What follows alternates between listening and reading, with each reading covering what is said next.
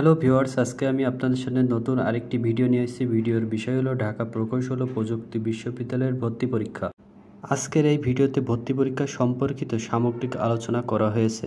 প্রথমেই শুরু করি ভর্তি পরীক্ষার আগের দিন বিকাল থেকে। একদিন আগে সিট প্ল্যান দিয়ে দেওয়ায় প্রত্যেকটা স্টুডেন্ট আগের দিন বিকালেই এসে ডুয়েট ক্যাম্পাসের ভিতর তাদের নিজ নিজ সিট প্ল্যান দেখে নিচ্ছেন এবং বড় ভাইদের কাছ থেকে দিক নির্দেশনামূলক পরামর্শ গ্রহণ করছেন।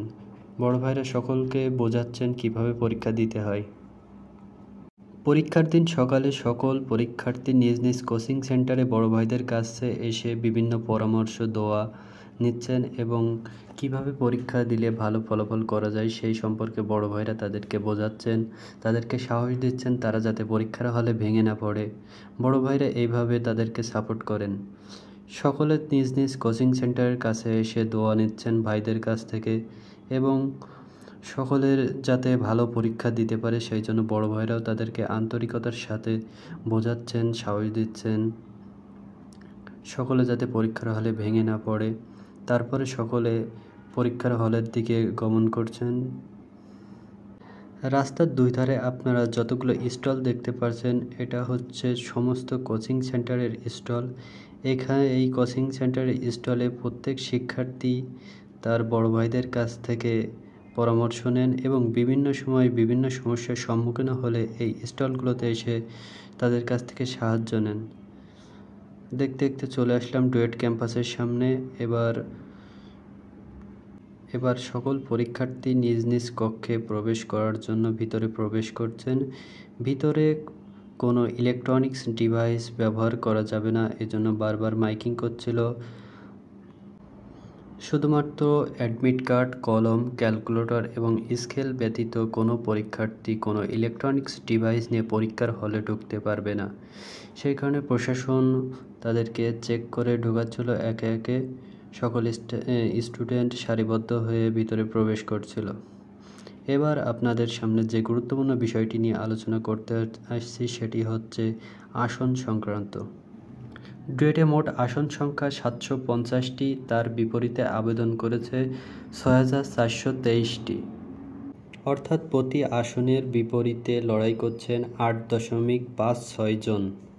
এখন আসি প্রতিটা ডিপার্টমেন্টে কতজন শিক্ষার্থী আবেদন করেছেন এবং প্রতিটা সিটের বিপক্ষে কতজন শিক্ষার্থী পরীক্ষা দিচ্ছেন।